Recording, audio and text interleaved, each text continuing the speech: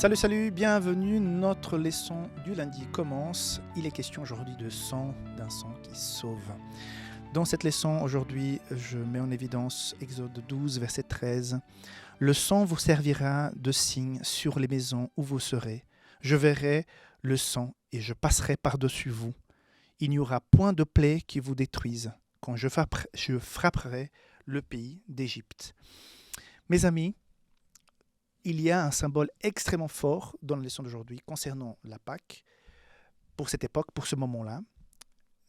Cette Pâque qui va se poursuivre, se fêter pendant, normalement, il y a eu des moments où ça s'est arrêté pendant certains rois méchants d'Israël, mais cette Pâque qui devrait être vécue tous les ans, et jusqu'aujourd'hui, nous fêtons la Pâque, et depuis ce moment jusqu'à présent, le sang est au centre de la célébration de la Pâque.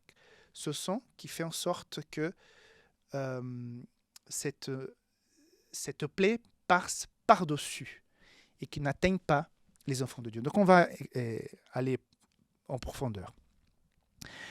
Donc il y avait donc une célébration qui a été expliquée. Voilà, vous allez sacrifier l'agneau, vous allez le préparer comme ça, la nature sera comme ça.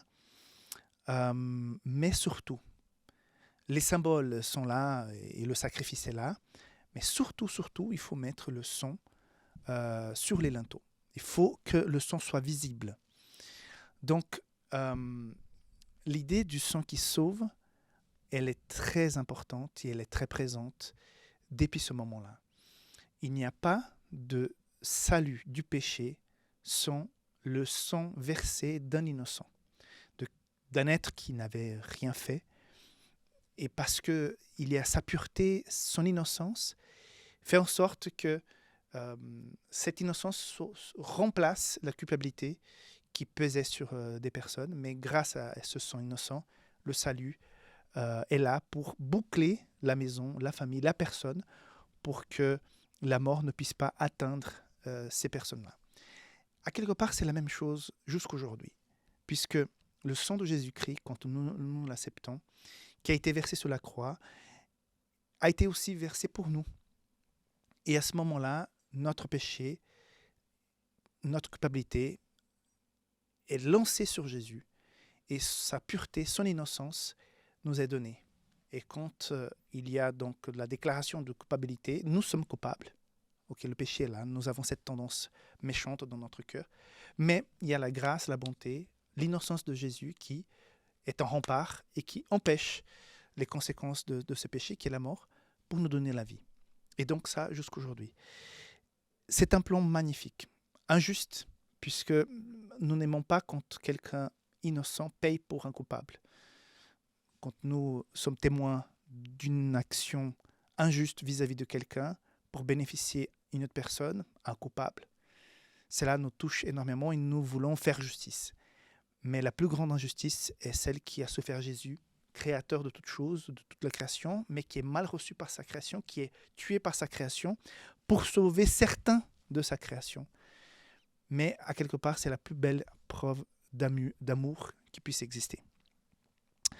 Plus important que la logistique de ce départ, quand on lit le récit biblique, on constate que plus important de comment ça allait se passer pour partir et tout, c'est le message de comment les familles devraient faire pour que la mort ne puisse pas les frapper, pour que le sang de Jésus soit sur les linteaux. Le mot Pessa, et même en anglais, signifie passer par-dessus, Passover. Donc, la Pâque signifie que la malédiction, la culpabilité qui devrait nous frapper est là, mais elle passe par-dessus. Elle ne nous atteigne pas. Mais là, tu peux dire, nous sommes dans un monde où il y a beaucoup de chrétiens, des gens qui sont fidèles à Dieu, mais que malgré tout, soit par l'âge, soit par l'accident, par la maladie, ces gens partent, ils meurent. Mais il est question ici, aujourd'hui, de la vie éternelle.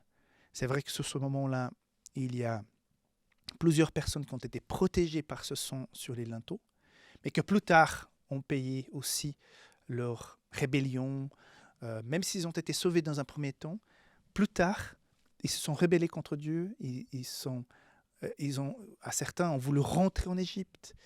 Il y a eu toutes sortes d'histoires, pour que finalement, il n'y a que 2 personnes qui avaient plus de 20 ans, qui ont vécu ce moment, qui ont pu finalement rentrer dans la terre promise.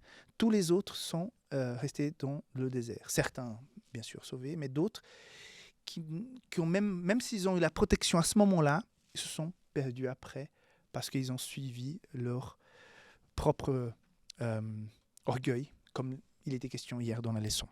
Ok ? Ellen White dit ceci: le son appliqué au poteau de la porte désignait la maison protégée, et la mort ne pouvait pas y entrer.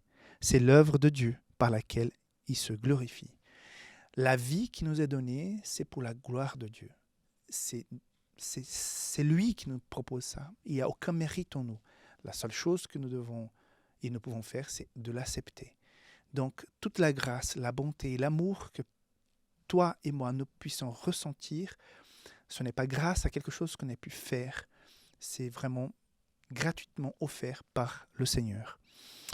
La Pâque, c'est aussi la délivrance. Donc, quand on pense à Pâques, nous devions penser mon sort devait être la fin de mon existence à cause du péché. Mais je suis délivré par le sang de Jésus. J'ai un espoir, j'ai un salut qui m'attend, j'ai la vie éternelle qui est devant moi. Tout ça grâce au Seigneur Jésus qui est passé par-dessus, nous a protégés, nous a mis une boucle pour qu'on puisse être protégé de la mort. Ça donne aussi un sentiment de liberté et d'espoir. Donc, malgré les choses mauvaises que nous vivons sur cette terre, peut-être il y a quelqu'un qui, en ce moment même, se bat contre une maladie ou contre une situation financière compliquée, une situation morale compliquée. Mais quand nous avons la paix de Jésus dans notre cœur, nous avons cet espoir, cette espérance que ça fait mal, ça va être compliqué, c'est un moment dur, mais ça va aller. Avec Jésus, je serai plus que vainqueur. Je pense la tension qu'a vécu ces familles, cette peur, quand ils ont commencé à entendre les cris des maisons des Égyptiens qui voyaient les nouveau-nés tomber par des dizaines comme ça par terre, les familles qui criaient les enfants qui sont morts. Donc je pense que c'était un moment assez dur, assez compliqué, tendu, mais en même temps un moment où ils ont pu constater la grâce. C'est bon d'être avec le Seigneur. C'est la victoire pour l'éternité. Donner sa vie au Seigneur, c'est la plus grande victoire qu'on puisse avoir. Peut-être tu as obtenu des diplômes, tu as eu un bon travail, tu as ramassé une certaine quantité d'argent, tu as pu acheter ta maison, tu as pu voyager je ne sais pas partout. Mais la plus grande victoire que quelqu'un peut avoir dans sa vie, c'est la victoire d'avoir une vie délivrée, bénie avec le sang de l'agneau qui est mis sur notre porte pour nous protéger de la conséquence néfaste du péché qui est la mort. Donc que Dieu te bénisse, que tu puisses avoir cette certitude qu'avec Jésus nous sommes plus que vainqueurs, avec lui nous sommes protégés du péché parce que son sang nous sauve. On se voit bientôt pour la suite de la leçon de cette semaine.